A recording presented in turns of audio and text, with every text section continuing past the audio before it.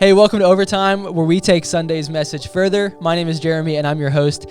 And this is a podcast where we just want to ask the questions that we think that you would ask as it relates to Sunday's message. And as we do so, we hope that it helps you grow in your life and your faith. With that being said, be sure to hit that subscribe button so you can stay up to date on all of the podcasts that are coming out. Not only that, hit the like button, because when you do so, it helps us help other people.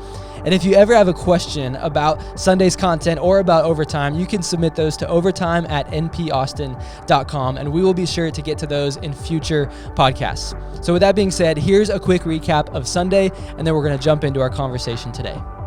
I am so excited about this brand new Christmas series about hope. That 2,000 years ago, during the very first Christmas, there was a small group of people who were holding on to this hope. God was going to keep his promise and send the gift into the world, the Messiah. They had been holding on to this hope for over 2,000 years. And Malachi says to the people of Israel, I am sending my messenger, and he will prepare the way before me. Emmanuel, God with us. I think we feel exactly what they felt. We wonder things like this. Does God really exist? Does God really care? Those are fair questions, and you should wonder, but you don't have to wander away from home. Christmas answers the question, is God really there, with a profound yes. You will conceive and give birth to a son, and you are to call him Jesus. Jesus in the Hebrew means God saves. Christmas happens, and that changes everything. That yes, it's fair to wonder, but it means you don't have to wander from your hope.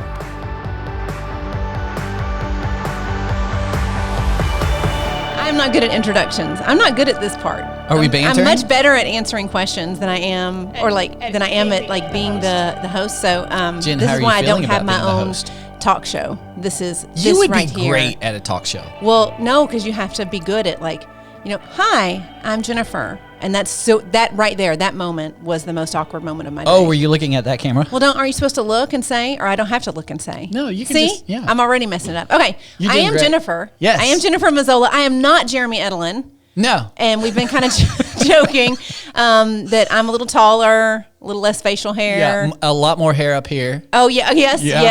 Yeah, he talks about that quite a bit, that he keeps telling me, he's like, Buck, look, it's going. He's noticing? Oh, yeah. So I haven't mentioned it to him because, that would just... Maybe you should. I don't... That would be the worst idea ever. But so Jeremy's out of town, so I get the opportunity to come and talk with you. And I was here Sunday, so I also heard everything you said. There we go. You saw the timeline. Right? I saw it all. Yeah, that was a massive timeline. It was. And the screen is so helpful. It really was. Actually, I was like, this is really great, that whole thing. Well, and Julie, who's running all tech right here next to us, she is actually the slide master guru creator. Slide master. Yeah, she put all of that together, and she is very helpful because I send her very not clean. You slide. scribble it on a napkin, and you're like, make this. I'm like, look at that. It's gorgeous. She does a lot of things like that, right? Pretty much. Yeah. She's got 8 or 10 titles, right? Yes. Well, after listening this Sunday, there's some great things we want to talk about with hope and all that stuff, but I really want to get down, right out of the gate with what I think that everybody is really confused about. Can you help us understand this duck nickname? I have no I had nicknames, but they were bullied nicknames, and they made sense. They had context. Exactly. Did you quack? Did you? Well, there has to be a reason. No, here's the thing, and this is why I really joke, and it's a little bit sarcastic, but it's a joke that my parents were hippies. They were probably smoking far too much of something. Okay. Because the names are so disassociated with our current names. There's really, the best reason I have. So my sister's name is Melanie. Which has nothing to do with... So Melanie K. Giebelhaus was her previous name before she got married. And so right out of the gates, she's born immediately Duck. But for no reason. Well, they said she had blonde hair. Okay, so that's right. They were like, you kind of... She looks like a little duckling. So they made that logical leap to go, I am going to call my child now a duck. Okay. And instead of her given name that I'm not sure if they prayed about or how even they came up with her given name, but they made that gigantic leap. Same thing with me. My name is Justin Bo Giebelhaus. So nothing to do with Buck, minus the B in right. Bo. Which is a little bit of saving grace because some people will go, oh, there's a middle initial B. That must be Buck. That must be Buck, yeah. And I'm like, nope. Wait a minute. Wait for it. So no. I was born and they said buckwheat. So buckwheat from the Little Rascals. And if you think about that at a little bit of context, you're like, that, what? And again, that's when you begin to process Buckwheat from the Little Rascals and then Justin Bo Giebelhaus. And how did that happen? That's a mystery. Well, that's why I say they were smoking something. Yeah. That's your logic for the mystery. That's the only way it makes sense in my mind. All right. Well, that needed to be the first thing we understood a little bit. I appreciate the question. Yeah, that was super confusing. Well, and your name is confusing, and then her name. Yeah. When you add hers, and you kept waking her up in the story that you were using, which I loved, by the way. And I just was like, I can't even imagine that experience. Well, it's true. Look at this. I'm going to show you this. So, like here is her name on texting. So it's Melanie. Okay. But look at what I text her. Duck. So I'm like, Duck, hey, I just want to let you know how Dad's doing. I love Duck, that. Duck. So I call, she's 51. Okay. And I still text her, Duck. Do you ever get her duck items for Christmas? Or is that like taking it too far? No, I've never got her duck item. No. Maybe when I was smaller, but I don't remember ever getting her duck item. So my husband's little brother's name is Anthony, and they call him Ray. Okay. I mean, and there's no middle name that is associated, so just a random. Is that like a common thing? No, it's not like, I think that they explained it to me one time that they were sitting and playing video games and they got mad at each other and they called him Ray and then it just stuck. And I was like, what? Yeah. Well, then one time when I was new to the family, I was trying to, I'm an only child, so it makes me super awkward in new situations. So I'm with this big Italian family and they're all hanging out and I accidentally call him Ray and the whole family looked at me like how dare you? It's only a family allowed Oh, nickname. Yeah, you weren't in the inner circle of trust. I still think I'm not in the inner circle. We've been married for 23 years. 20 plus years. 20 plus years. Thank you. That sounds so much better than not knowing how long I've been married.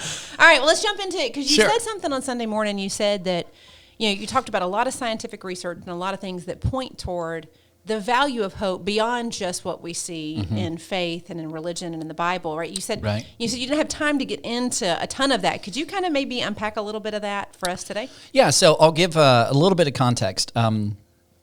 One of the things is I cited is over 2,000 research papers and research that's been done out there brought that one statement I shared on Sunday where hope is one of the greatest things we could have in our life for our daily well-being.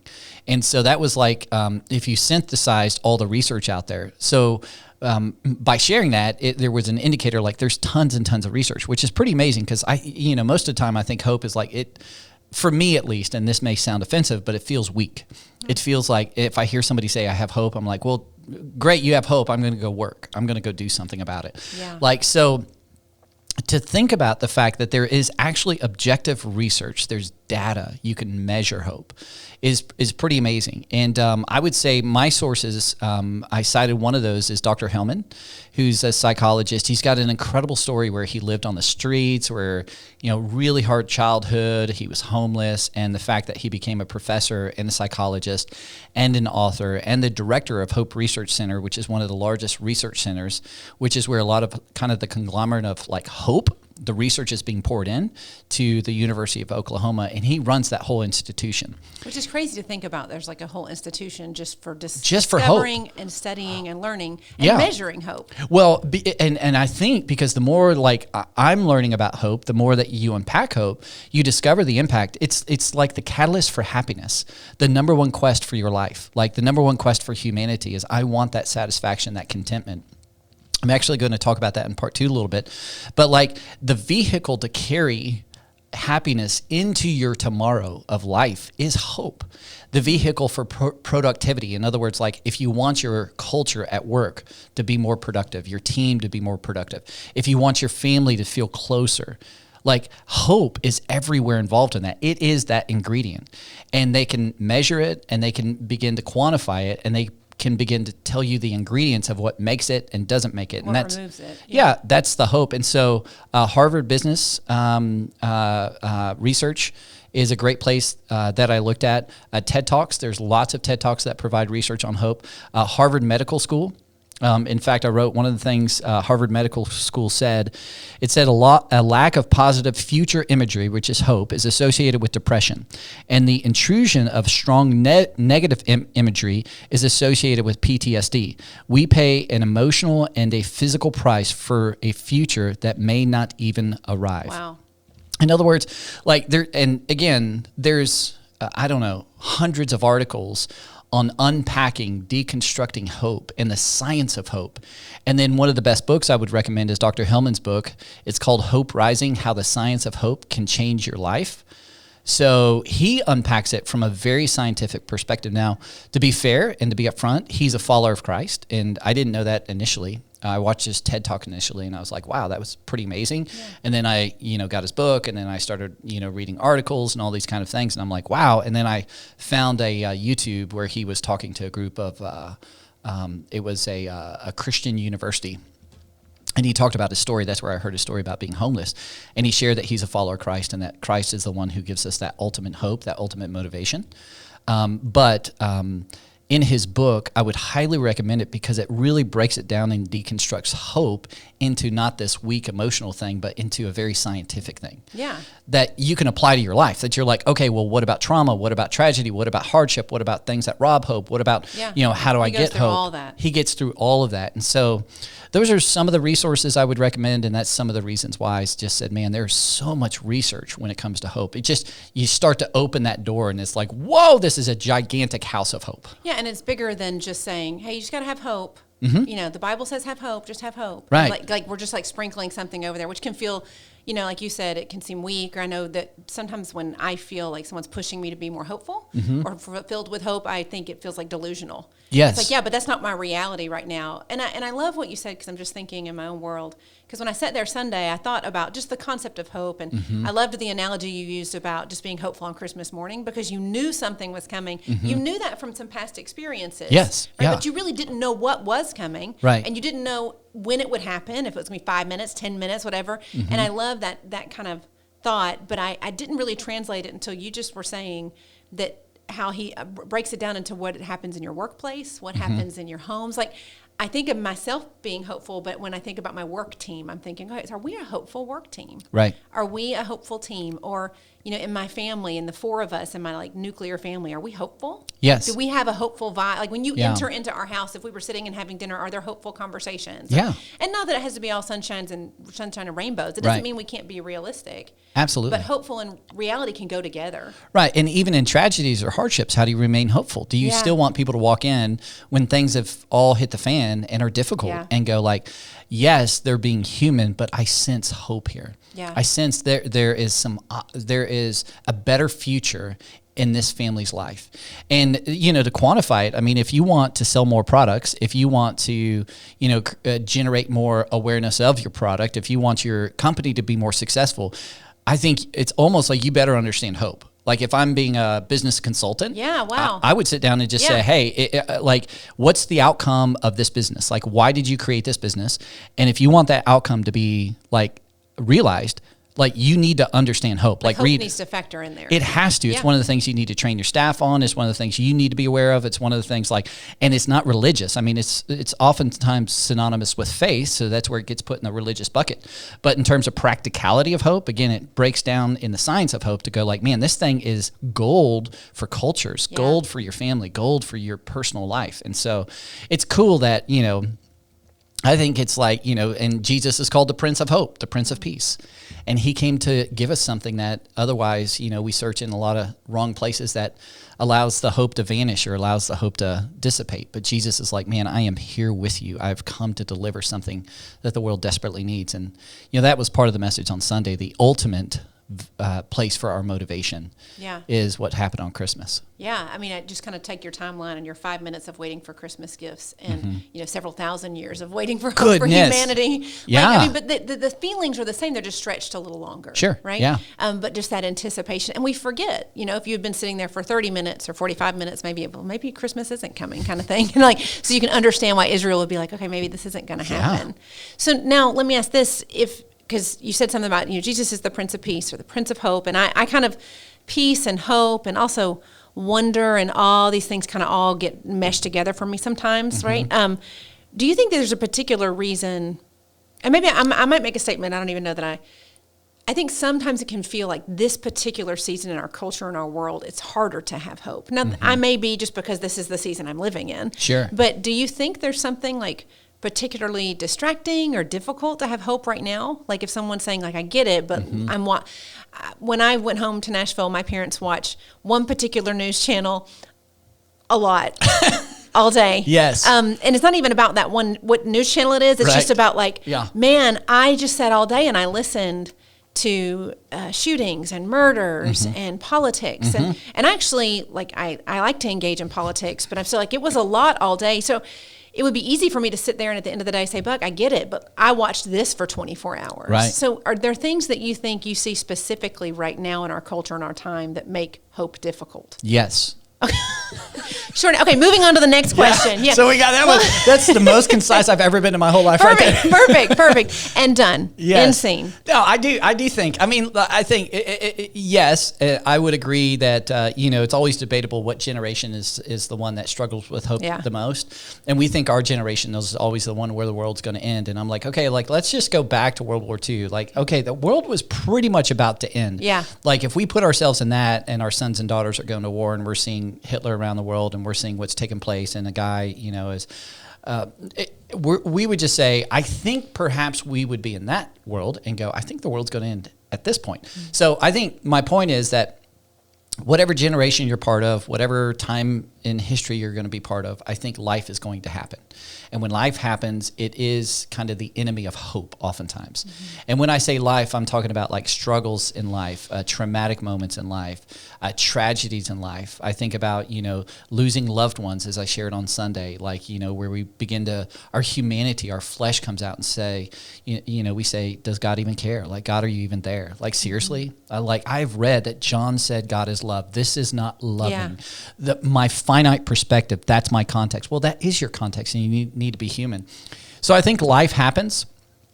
And when life happens, it begins to rob hope. It begins to rob any positive outlook of our future. And again, what I would suggest and a way forward, because life is going to continue to happen. I mean, tomorrow, God willing, will come. I mean, God is the God of tomorrow. Who knows if we're all going to wake up tomorrow, but odds are, seems like we've woken up for 2,000 years. We're probably going to wake up again. And so if we wake up tomorrow, I mean, there's a probability and a chance that, life's going to be difficult. There's something going to happen. Your son's going to say something. Your daughter's going to say something. Something in your marriage, something financially, something with work. Especially with kind of the headwinds in our economy and what's happening. In our world. Something around the world. You're going to walk into your parents-in-law, and you're going to see a news channel that's playing all day long, and you're going to see like 14 tragedies in the matter of and clickbait moments in the matter of like 5 minutes, and you're going to go like, holy, there is no hope. Right. Yeah. It feels like that. Yeah. And so I would suggest Dr. Hillman. Again, I get no benefit from you buying the book or anyone buying the book.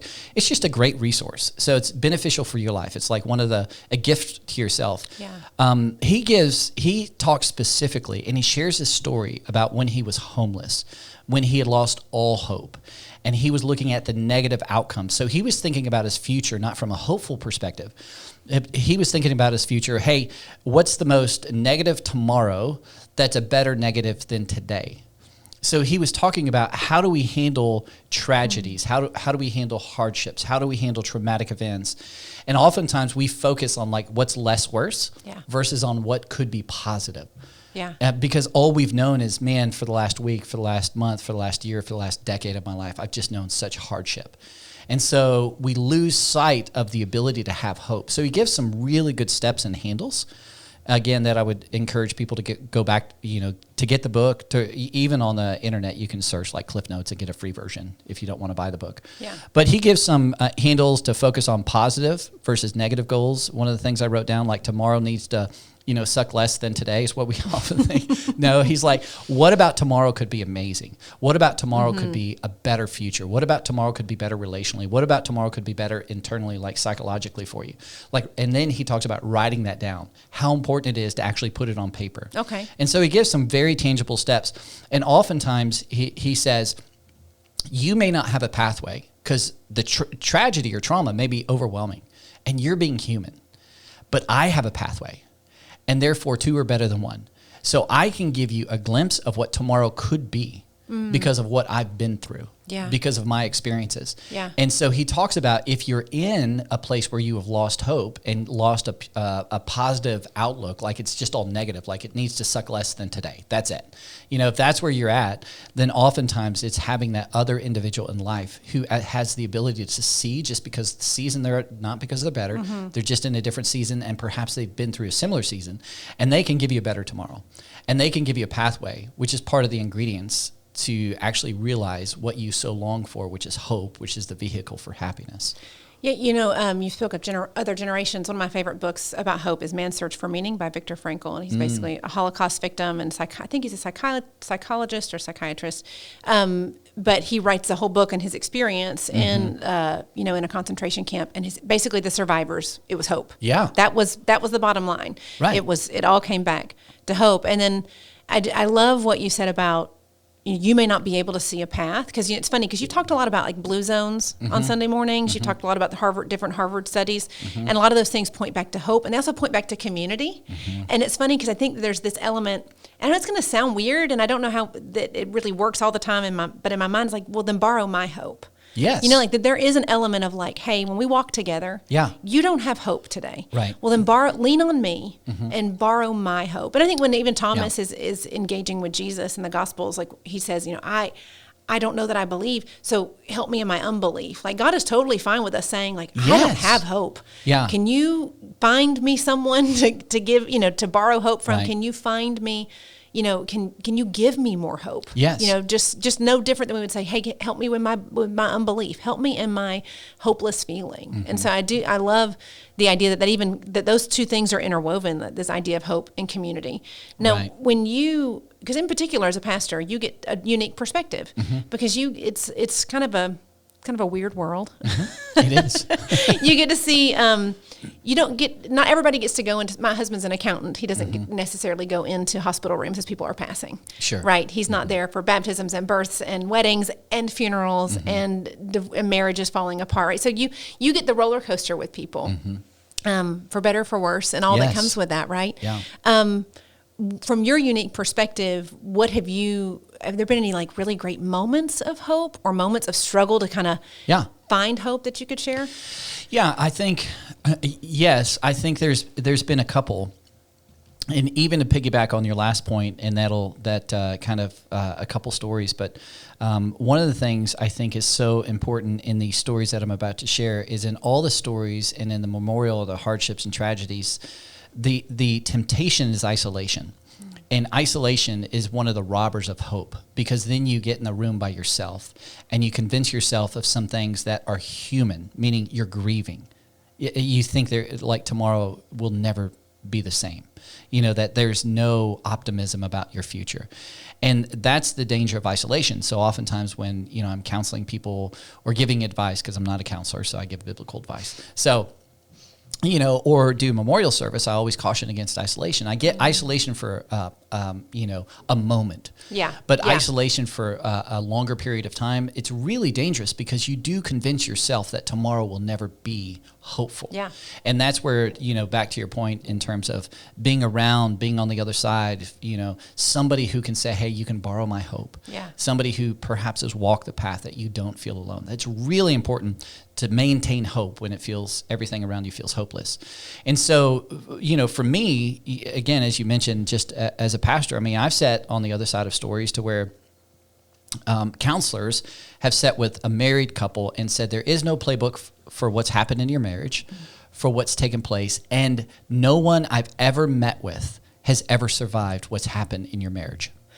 Oh. And then I spoke to my counselor about that situation, and my counselor like paused for about 2 minutes on the phone to where I had to ask my are you there? Are you there? And she was saying, I've never heard of a situation this bad. And so in that situation, I was on the other side of that, seeing something completely hopeless. And this is where the Christmas message and what I was talking about on Sunday comes full front and center to go, it's relevant to where the only thing today, that was almost 10 years ago, the only thing today as to why this couple is together and they're thriving in their marriage. And I want to be specific. They're better than they've ever been in their marriage. They're not perfect. So they're Yeah. in a more self-aware, healthier, experiencing greater levels of intimacy. Certainly they're triggered from time to time to kind of pull them back to that. So there's ebbs and flows. But they would say today we're as close as we've ever been. And the miracle of that was what drove them both was they invited Christ into that, and they continue to hear his voice. And they knew that when everything feels dark and the lights are out and there's hope is completely gone, that he is still working, he is still active. And that's their like testimony, that's their story. And so I've said on the other side of like those kind of stories to where, you know, I'm going like, that's hope like lived out. That's a couple that everything you could imagine seems robbed, but yet they went back to their foundation of Christ. They went back to who he was. They went back to his promises, and they borrowed his hope. And obviously a whole community around them of counselors were like, there's no playbook, we're going to make one up. So let's meet tomorrow, you know, that kind of stuff. So that's been encouraging. You know, I've been on the other side of, like I shared on Sunday, the death of a child is one of the worst things you can ever be on the other side of. With a fellow father or a mom.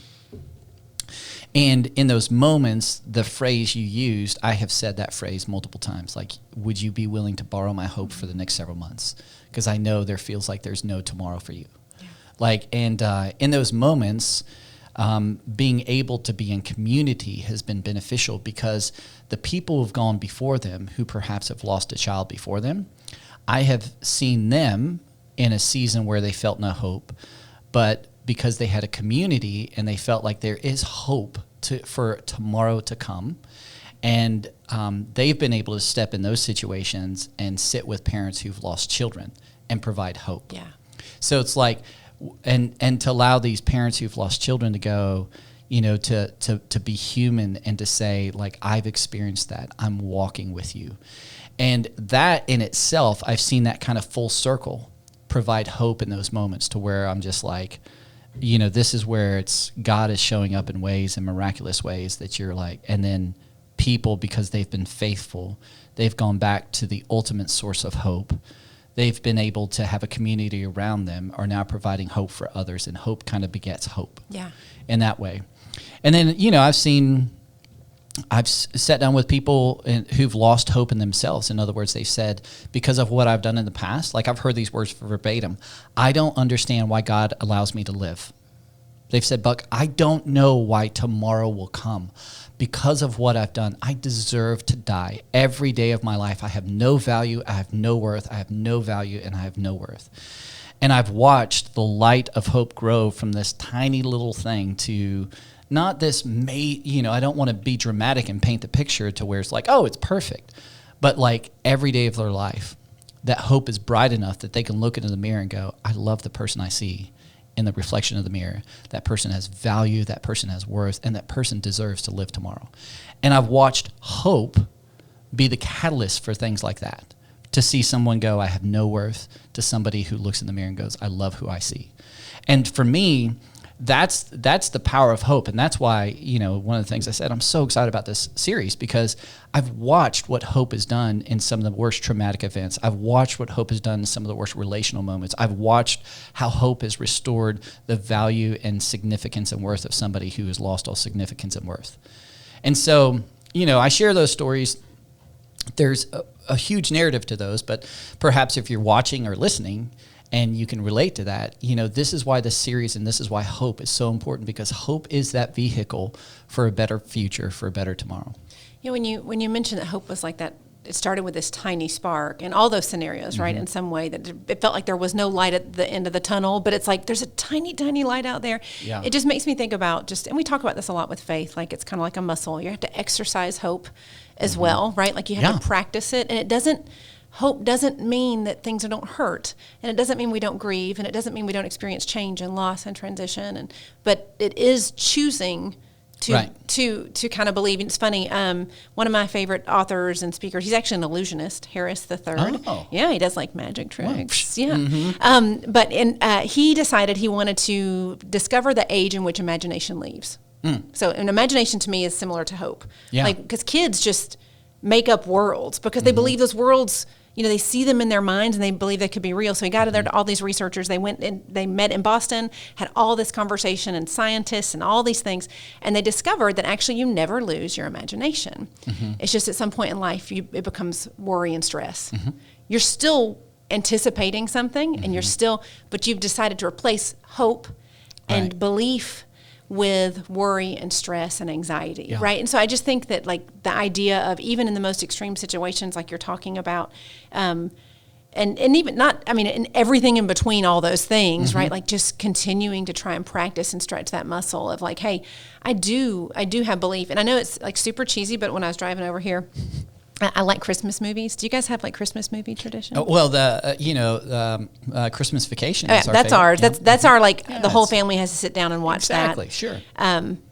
Yes, that is probably not the most righteous of Christmas movies, but it's so good. Yes. And so I won't quote it, but anyway, in a lot of them, there's this idea. It's kind of funny about that Santa's sleigh only can fly if there's enough belief. Right. Or you Polar Express, it's about I can hear the bell if I believe. Right. All these movies have this theme, other than Christmas Vacation, of belief, and I think that is hope. Right. Like so things really can move forward. Right. With hope. That was my super cheesy. Like I was driving over here listening to Christmas music. I was thinking that's kind of the point of Christmas. So you've decided that hey, for this Christmas series, this is where we're going to start. We're going to start with a conversation with hope. The image on the screen, which I love, is this mess of like Christmas lights, because I love also the idea that hope can be kind of tangled up and we have to take our time, sometimes easier than others. Also, we just did Christmas lights, and that was my job, is to untangle the Christmas lights. But so as we look forward to what we're going to talk about the next few weeks, like why did you start with hope and where are you going to take us? Yeah, I love what you said, and this is why I really like Dr. Hillman's definition. Is hope is not only this wishful part, which I'm going to unpack in part 2. Better future.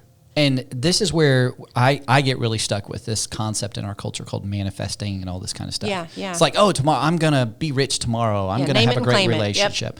That is something that's pure wishful thinking.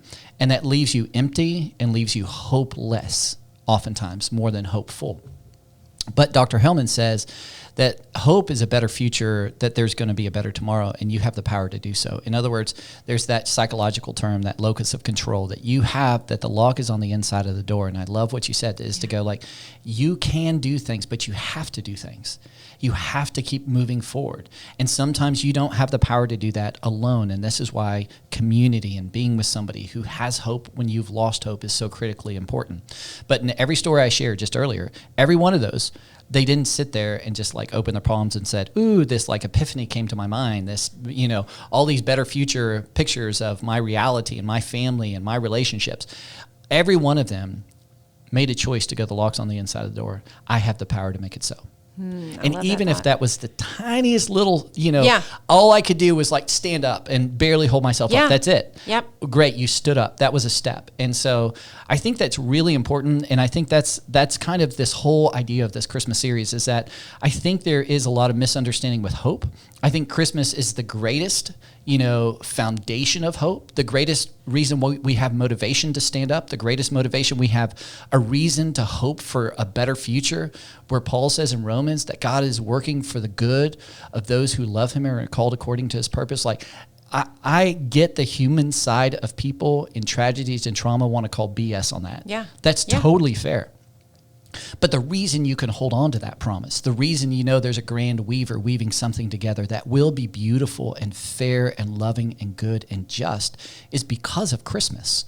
And so that's a wonderful imagery that I want to lay as the foundation for this series. But in this series, part of my greatest hope for people or desire is to have some handles, to move away from this emotion, like what I would perceive it as weak, like religious. Like, this is why I don't like church. This is why, when I go to church, I'm like, really? Okay, you just told me to have hope. You gave me this like declaring statement, just go have hope. But yet when I go to this business meeting, they go, here's what you can have, and here's the 5 ways you can have it. And it's like so much more practical and so much more helpful. I so desire this series to be that people can walk out going, here's my ultimate foundation, but also that here's some handles, here's some things I can hold on to for a better future, because that's the definition of hope, is a better future, a better tomorrow, and you have the power to do so. So then the question is, what do I do? And that's the question we're going to answer in part 2, and that's why I'm excited about the series. So next week you're going to tell us all what to do, exactly how to get hope and to hold on to it forever and for life to be perfect. Is that what it is? Exactly. Perfect. Yes, perfect lives, because if you just believe in Jesus, everything you've ever wanted will come true in your life. Well, as you were just sharing, I was just like, that is like all that you were just saying is the Christmas story. Yes. Right? Like it just really is the point. There's a Christmas lyric, Christmas song, the thrill of hope, a weary world rejoices. And I love it because it's like, oh, I can have the thrill of hope and rejoice and be weary all at the same time. Yes. Like God is like, that is the point, is Right. that I can do this with you. I can come and be with you. Yeah. And we can still have hope and rejoice even when we're weary. Right. So yeah, and it's so finite. And part 1 was the idea to go, like we were talking about before the podcast, like, hey, it's 5 minutes. My sister and I duck waited. We were waiting. But like, what if it's an hour? What if it's a week? What if it's a year? What if it's a decade? What if it's several decades? Well, there's been a group before us that went through the hardest things and the most amazing things in life. And there was always a remnant of people who held on to hope. So what were they holding on to? Yeah. And that was the promise of God. And so just want to kind of bring that out again and say, like, God is active. Like, our life is so short. God's timeline is between this life and the life to come, eternity, and he's weaving it all together. And he's done something in our history, tangible, objective. You can go research it. And that's why I was like, at the end, you can stay curious. Like, go research history, go research archaeology, go research this stuff. Like, something in history happened that changed the world, that gives you a reason to be motivated and have assurance of hope. Yeah, I love it. I'm excited. Well, thank you for today, and we will see you Sunday. Yeah. Awesome. You did great. This Oh, is fantastic. okay. Yay. Jeremy, come back home. Yes. Jeremy, come home.